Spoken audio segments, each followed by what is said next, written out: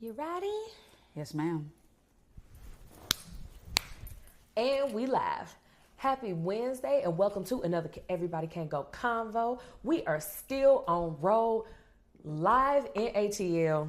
And by the time you watch this, we will be ready for the upcoming Pod Peeps ATL meetup that we've been talking about on the pod for the past couple of weeks. And I have here with me yet another one of my co-hosts for Pod Peeps ATL meetup, Mellissa Thomas, my Mel T. You guys know her, love her, always love to have her back. The best editor in the world, creator of Getting the Win Show podcast, and Mellissa Thomas Incorporated? No, it's not incorporated. Thomas Creative Solutions. There we go. You would think I would stop messing that up by now. But as you guys know, there's certain stuff I just keep, but y'all be listening to it through my heart. So welcome back, Mel T. Thank you so much for being back on, and this time in person, live in full effect. Yes. While we're doing episodes on road. So I'm going to, I have a script for this one, you guys. I have a few questions that I prepared so that we could just skim the surface, just lightly, gently, delicately. A little sprinkle. A little sprinkle. Yeah. Just so that we can get across that top portion of Pod Peeps, what it's about, and then why you're now in the fold with us and digging into your area of expertise, which some of you guys are more than familiar with. And as you guys know, Mel T is also a podcaster. So if you don't remember or need to refer back to some of those previous episodes, we are bringing her in her expertise, talking about that procrastination area. Now, we haven't talked about procrastination around here in, it's been a bit of time where we've dove into talking about procrastination at length and how that relates to if you do have a podcast in you, just like we talked about if you have a book in you. Mm-hmm. We need the procrastination bully to help some of you guys if you need to get your voice out to the world, not just with a book, or if you just need to get your voice out via audio, which can still lead to a book. Shameless plug. We brought Mel T into the fold. So my first question for you, as far as the inspiration to become involved with Pod Peeps, and, there's always me and all my crazy ideas that I'm like, Mel T, hey, can you do this? And it's like, girl, what is it now? So what sparked your idea and or your involvement with Pod Peeps ATL meetup? Jessica kind of hinted at it just now.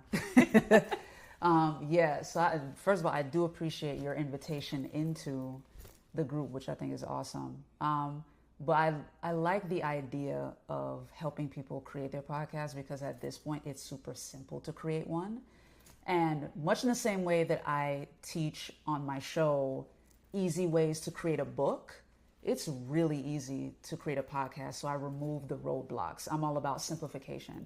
Like, too many options can complicate things for people. And if you present too many options, we end up choosing none of them. So the more things that we move out of the way, the easier it is to take that next step and move the needle. So I wanted to be that particular tool within the stack of us that are speaking during Pod Peeps. Like, each of us have our respective disciplines or like skill sets. So I'm coming in to simplify the podcasting process. We have one person coming in that's going to give like the nuts and bolts, almost literally. Like, this dude going to give you all the tech stuff. But I'll be that person that's going to simplify it for you so you can still do it. You're not just like stuck with all the options. Like, this is a little mad complicated. I ain't interested. You know what I mean? I'll simplify it for you so that you can be like, oh, okay, this is actually doable. That's my job. Yeah, it's always easier to get to the thing or get down a path when the path has been cleared for you. Exactly. So, yeah, that is awesome. And how does it help aspiring podcasters so that they're able to build confidence and connections once you've cleared that path for them? Sure. So in terms of building confidence and connections, I say this a lot on my show.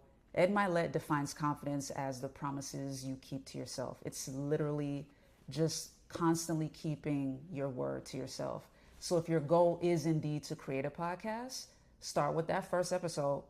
And again, like we can get into it in this episode in terms of that first step, like how to start. But yeah, start that first episode, and it may cause your brain to short circuit when I say this, but just hear me out. Do it messy. Like, do it ugly, okay? Like, Jess and I just had the privilege of coming out of a mastermind meeting. And one of the things we heard in there is hurry up and crash. Like, don't wait to do it perfect. We heard yesterday, Amber Jones put it a different way. She said, done is better than perfect because perfect never gets done. You know what I'm saying? So if your one stumbling block, if your point of hesitation is wanting to get it done right the first time, the truth is it might not be right the first time. And that's okay. Like, it's important to like just do it, because as you iterate, you're like, oh, you know what?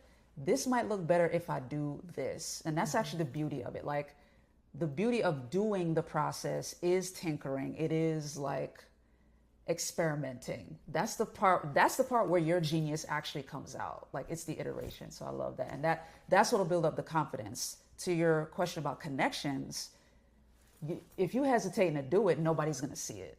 So it's once you put it out that other people see it and they're like, oh, you're talking about that? Okay, I'm interested. You know what I mean? Either they'll be interested to collaborate with you, or they'll want to learn more about what you're saying. Like, what you're talking about might resonate with them. So the key for both of those is to do. Like, just get started. Word. Another thing that makes me think of is, even within the podcasting space, obviously, if you're here, you participate in the podcasting space. Sometimes it's not meant for everyone to be a podcaster. True. But that doesn't mean that your voice doesn't need to be heard as an interviewee. Hello. On any of the respective podcasts that you either like to listen to, or some that you may not listen to, but you do have value to offer, and that you would be able to impart some of your wisdom to their audience so that your voice gets out to those people who need to hear it on a particular topic, particular subject, or where you're able to provide encouragement or anything to help other people move forward based upon your own experiences and expertise.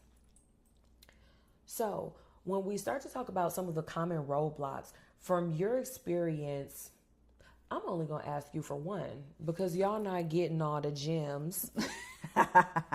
You got to come to Pod Peeps for that. You got to come to Pod Peeps. And those of you that are not in ATL or can't make it, we got the virtual ticket for you guys for the free ball. Okay?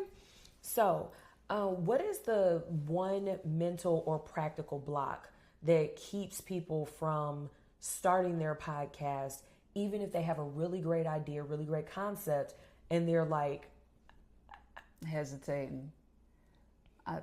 I think the biggest block is imposter syndrome. 9 times out of 10, it's that. So even if it's not a matter of simplification, maybe they figured that out. They figured out the topic, like you said. But usually that last one is, wait, who am I to talk about this? What if I start talking and it fails? Or like what if they don't believe what I'm saying? You know what I mean? Like, what if they find me out to be a fraud? So my answer to the imposter syndrome is exactly what our coach, ET, always says. Like, imposter syndrome only applies if you're actually an imposter. Like, if you're actually faking the material, then yeah, like, you'll be found out. But if it's something, even if the imposter syndrome is stemming from a place where you're feeling ill-prepared, then by all means, use that as a signal to prepare. Like, fill the gap. Whatever the piece of information is that you feel you're missing, go learn that. Like, we have AI at our fingertips now that is a bit faster than doing a traditional Google search. Or if you prefer to be traditional, do your traditional Google search and fill those gaps in before you start. Here's the caveat I will give you with that, though. You're gonna need a deadline, because if you're anything like me, I'm somebody that can overanalyze too much. Give yourself a deadline for your research. And what I recommend with my audience is no more than 48 hours. Give yourself 2 days. Whatever that gap is that you feel that's telling you you're not good enough, whatever that piece of information is, like, go find that out. But give yourself 2 days to find that out. And then you're off to the races after that. In terms of whether or not it's going to fail, you don't know that yet because you haven't started. You know what I mean? Mm-hmm. So a couple of things about that. In terms of that 48 hours, GCATC, you're a resident flight attendant and pilot. We need the 48 hours, and by we, I mean us flight attendants and pilots.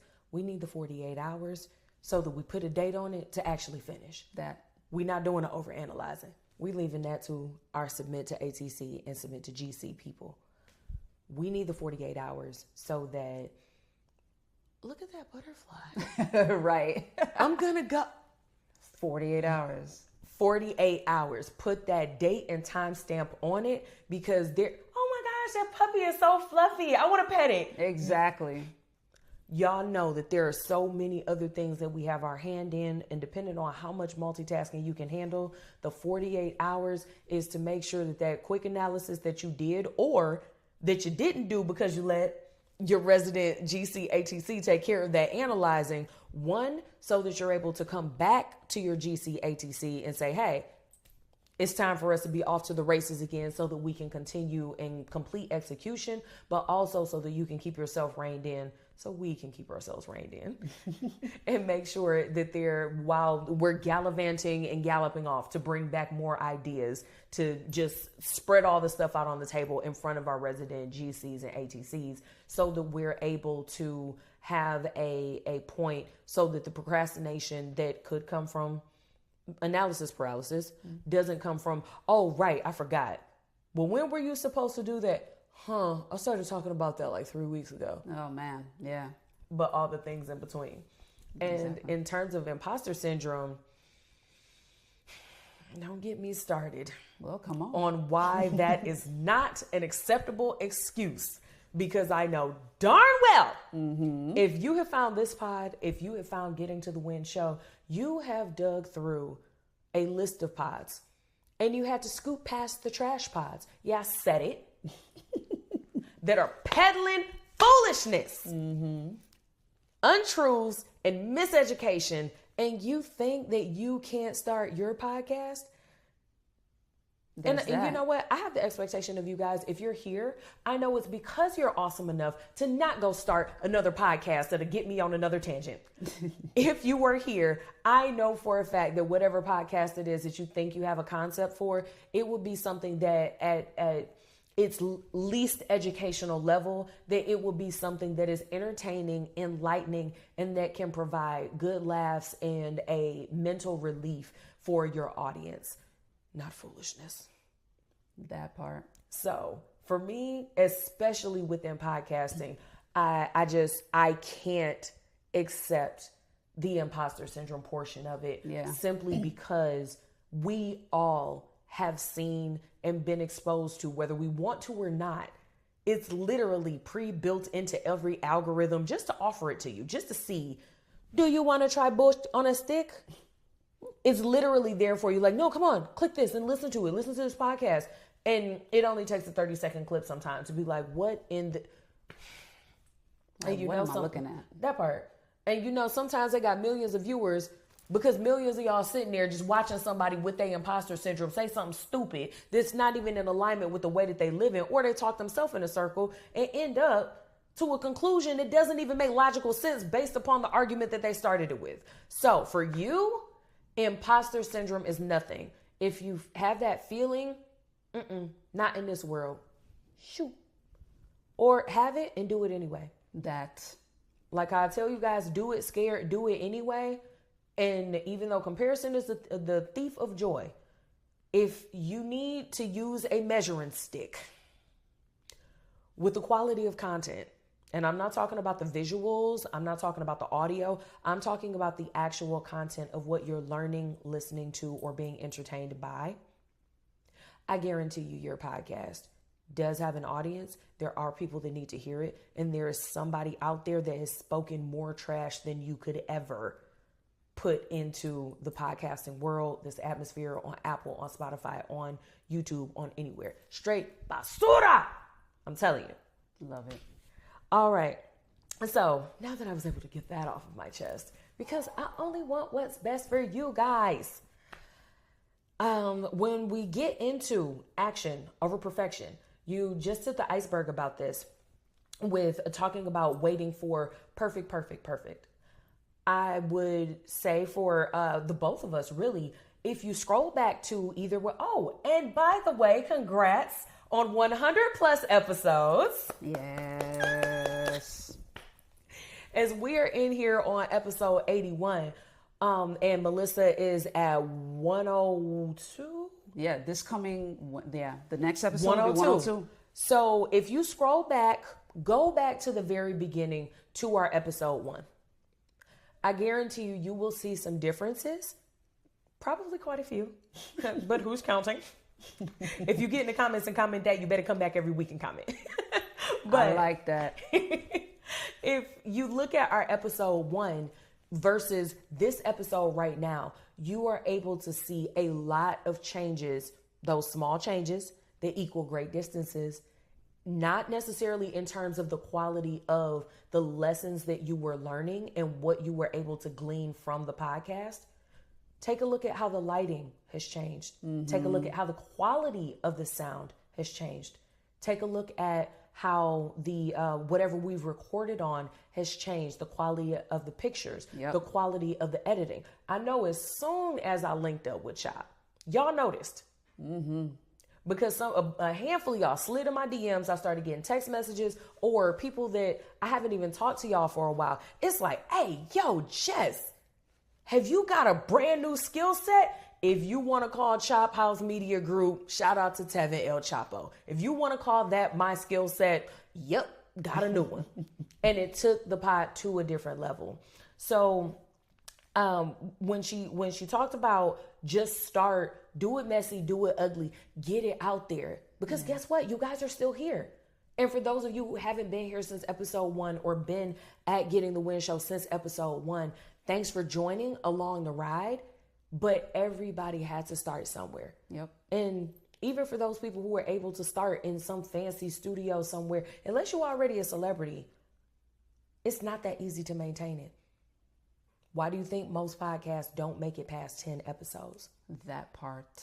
And the figure is actually staggering. I think it was like 80 or 90% or something like that. Mm-hmm. Like at Pod, I was like, whoa. And they're like, oh my gosh, you have so many episodes. And I'm like, oh, little me, no, I only have like 50 episodes. And it's like, do you know how many? Somebody literally handed me the pamphlet. And I'm like, 10. They give up at 10. That is wild. That is wild. But I mean, I would say the mental and emotional barriers. I can see why. And back to the point of taking that action over worrying about perfection, when you are looking at making it perfect, you're going to keep pushing back that deadline. Mm-hmm. So with that, what is a suggestion, just one, because if you need all the steps, go ahead and tap in with Pod Peeps ATL Meetup. Yep. But what is one of the things that you would recommend so that people can move from that planning phase to actually getting published? Great question. The one thing I always say on my show is get a who, meaning get yourself an accountability partner, because 9 times out of 10, that's the only thing missing from most people. They just need somebody to report to. That may not sound, the way I said that may ring the wrong way for you, but here's what I mean. There is an added pressure for us in the best way possible when we tell at least one other person what we're doing. Because then that other person is going to ask when the time comes, like, all right, how's that coming? Like, did you do it? And just knowing that in the back of our minds, it compels us to get the thing done faster. So like as a one thing for that question, getting at least one accountability partner, somebody else to tell that to so that they can come back and ask you for your progress. You'll finish it. You'll get it done. And you know, in my head, I'm always making something into a quick slogan. Add that positive pressure. Hey, that's what I'm talking because about. You need it. And when you said the report to someone, if that rubbed you the wrong way, you exactly who need to get that person to report back to. That's why it rubbed you the wrong way. And that's why you was like, what? Yeah, you need it. And I say it so easily because I knew exactly what you meant when you were like, oh, that might have came out wrong. And I'm like, so what? It came out exactly how it needed to, because a hit dog gonna holler. And if you felt a certain kind of way. That part. Okay. So, and you know how I am around here about you guys making sure that you take accountability for you. And part of taking that accountability for yourself is knowing when to submit to ATC and GC. But knowing when you need someone outside of yourself to help hold you accountable, whether that is a coach, shameless plug for myself. Hello. And shout out to JR at the Reset Realign Accountability Community.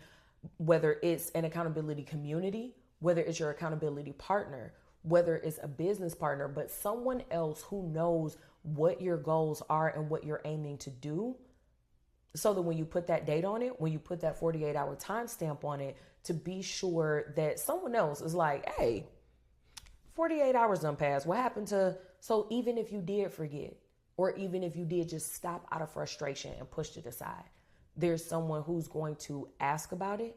They're going to check in with you and on you, because if you don't have it done, they're going to ask you why, what happened.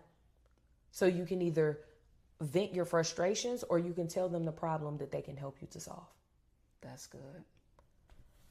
So the last thing that I wanted to talk about today is community and consistency.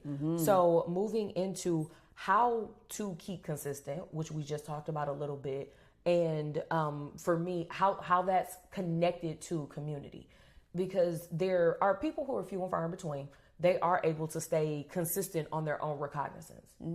And I mean, for me, being all over the place and everywhere at once, I can honestly say that for me, consistency is a mixture.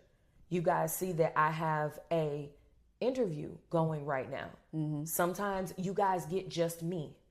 Sometimes you guys get a super polished, somewhat formalized episode. And sometimes it's like, hey, y'all, we going live.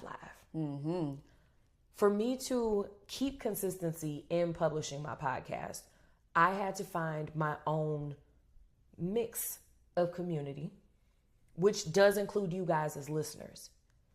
You don't have to just do things one way to keep your consistency, and having that variety, that's what makes community important. Yeah. Having those people to surround you, and during the times where you may not have an idea, or, I mean, I don't know how many conversations y'all have with yourself, but y'all know a lot of times when we get here to the pod, there is some type of real life experience or conversation that sparked whatever it is that I'm bringing to you guys, especially on those solo episodes and those live solo episodes when I'm coming to you guys like, hey, I'll tell you about the conversation I had with someone else and what it caused me to think. You can think a lot when you sit in isolation and you're there alone. Just to be alone doesn't mean you're lonely, but you do need community to help keep your creative juices flowing. True that.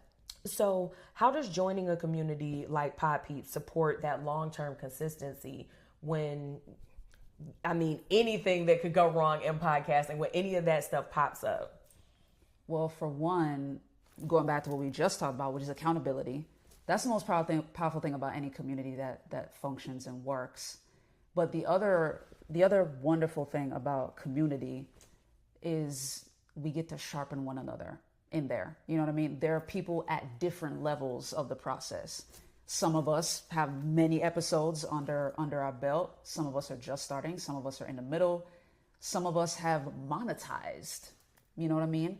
So being able to meet people at different stages of the process, we get to ask questions, bounce ideas off of each other that we wouldn't otherwise come up with. That's the purpose of a mastermind. Like, that's the literal meaning of a mastermind, which is the collective is greater than the value of the individuals. You know what I mean? So I think that's a massive thing. But the third benefit of being in a community is that we're naturally wired to do that. Like, we're naturally wired to connect with each other. We're naturally wired to, believe it or not, this is actually science. This is like human behavior. But even in the ancient days, the tribal days, like humans would naturally study the highest performing person in their tribe and start to mimic the behaviors of that person because they see and understand that that person knows what they're doing. That person is what we would call successful, right? Like they get the hunt, they have their mate, they're procreating, so they have kids. Like, okay, they're thriving. Let me copy those behaviors. We're naturally wired to do that. And then one thing that I love that Simon Sinek shared is when you're somebody that's successful, what the other like members of the community as a whole will do just naturally is allow you the benefits that come with being a high performer, because the unspoken contract there is whatever you've learned or come to understand, you're going to then use to protect the rest of the community to ensure that we all succeed collectively. So being in a community, just in my opinion, skyrockets your chance of success. All right. Look, you done took us through a whole science lesson on it, and that puts a whole new meaning to favor ain't fair. That, for me. That like, part. You know, I say that you got to put a lot of work in to be a bunch of people's favorite, or put in a lot of work in one place to be somebody's favorite. Hello. And that, like, you literally just gave the scientific breakdown to the wiring in our brains that it was pre-existing on why that is. Like, yeah, it's a feeling, but there's a bunch of facts behind the feeling that comes with being somebody's favorite or being the favorite or whatever.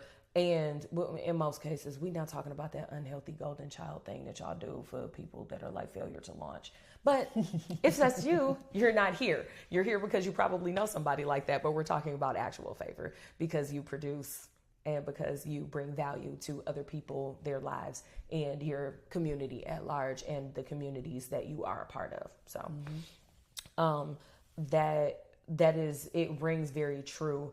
And another thing that I think about often, ever since you first said it to me, we talk about the flight assessment a lot. We talk about the ATC GC people. We talk about the flight attendant pilot people. With us being wired very differently, you would probably think, well, how do you guys not like get into it just all the time if you're on different ends of the chart? It's because we both need each other. Yes. Because all four of the personality archetypes are needed for literally anything to run and run well. Not just run well, but to run at the highest level possible and to operate at a level of excellence, at a level of as close to perfect as you can get it, at a level of being phenomenal, not just good, not just great. And at the end of the day, if you haven't taken your flight assessment, go ahead, send us an email at info@everybodycg.com so that you can get your flight assessment, and also so that you can dig a little bit deeper into some of the verbiage that we're using and the archetypes that we're talking about. But when you told me that we all need each other, and your area, my area of weakness is an opening for someone else to be a blessing. That has always stuck with me because it literally gave more meaning to we need each other. Yeah. The same way that I just talked about bringing value to other people and it making you the favorite. Sometimes that was never your purpose, to be somebody, to be the favorite or be everybody's favorite. All you got to be is one person's favorite person. That part. All you need to be is two people's favorite person. Yep. And all of the blessings that come from you, the purpose may be for those to flow into a space in someone's life where that particular person needs everything that you got. 100%. And if we aren't open to being servant leaders, it's easy to miss the places where you were meant to operate in your strength in an area that is a weakness for someone else. And not only that, it makes it easy for you to miss where your weaknesses are showing. And that's your time to take your hands off of it, to step back and let somebody else be a blessing to you. Yeah. y'all know when I be getting on y'all real hard, I be getting on myself too. So we have some work to do, y'all. For sure. So lastly, when podcasters are stalling out after their launch and they need to find new ways of consistency and they turn to the community, what would you say how should they approach the community, like when they're in that area of need, so that they can kind of like open up to let someone else be that blessing? How do you approach the community and like reach out for that helping hand? Well, firstly, before that person can take that step, it'll be incumbent upon, obviously, those of us who are in the leadership in the community to ensure that everybody's aware that it is a safe space, because people only open up when they feel safe. So that'll be incumbent upon the leadership to ensure that. But for that person, when they do stall out, just come back and be honest. Like, you know what, y'all, I'm frustrated. Like, I stopped potting. It was frustrating. Either sometimes it's the person running out of topics, the person, bumping up on a fear, a person struggling with resources. Sometimes it's down to cold hard money. Sometimes the gear is broken. Sometimes it's stolen. Like, oh my God, you know what I mean? Sometimes life happens, right? So definitely sound the alarm. Like, come to the community and say, y'all, I had to stop, either because you hit a wall or one of the other scenarios I just mentioned, or another scenario that I didn't mention. But be as open and honest with the community as possible, because like I said, there are people at various points in the process that can jump in and help. You know what I mean? And you phrased it very eloquently earlier. I can't quote it because I done forgot it already, to be honest with you. But like you mentioned, the opening up and saying what you need so that other person, that accountability partner, can be a blessing to you in the community. Say what you need so somebody can jump in and be a blessing to you. Yes, that's real. That's real. That's exactly where I was going to go with it. So we are going to wrap for this episode. Thank you so much for coming on again. Of course, you're one of my fan favorites. Thank you. Even, look, if it's too long, y'all be jumping in the DMs, or when y'all see me, y'all like, hey, so what is Mel T doing? Make sure that you go over to her socials so that you can check out what's happening with her. And another shameless plug, again, shout out to 100 plus episodes at this point. And spring forward 2026, it is coming. It's currently in the works. And of course, we will have her back when we talk more about authorship and the next Pod Peeps as well. Hey. But when we get more into authorship, and I think we actually will do a little bit deeper of a dive into the connection between being an author and a podcaster. Yes. Because those two things can and do go hand in hand quite often, depending on what your subject matter is and what your gift is and how your voice needs to be imparted to the world. So, and you can take my word for it, because you guys are here because of my book. The book became the brand, which is why you have coaching programs available through me, which is why I'm able to offer you the Flight Assessment 2.0, which is why I'm able to offer you guys journals, workshops, the podcast itself, where you are. All of these things were born out of a book, and where I thought that I would keep my voice within the pages. And I know it seems surprising, for as much as I talk, at one point I retired from talking this much. But it came a time where the community definitely pushed me and dusted some things off. And it's like, hey, get the mic, go, get on the stage. Mm-hmm. And I'm like, wait, what? Who told you I could speak? Nobody, but go. And I'm like, oh, well, there goes that for hiding. So here I am to make sure to get you guys out of the rafters, out of hiding, and get your voice out, whether you want to start with a podcast, whether you want to start with a book, or if you need to start with writing your vision down so that we can make the roadmap to where you're going. Shameless plug to me. Start there. Okay. So we will encourage you guys to go ahead and grab your freebie so that you can join us virtually or in the room. See what I did there and how carefully I mentioned that. But we will see you guys in person, or we will see you guys online. Like, comment, subscribe, and Melty, let's close with reminding the people, where can they find you? Absolutely. So on YouTube, you can find me at Getting the Win. You can follow me on Pinterest, IG, and Threads at Getting the Win Show. And now your girl is finally on TikTok. I don't know what I'm doing over there.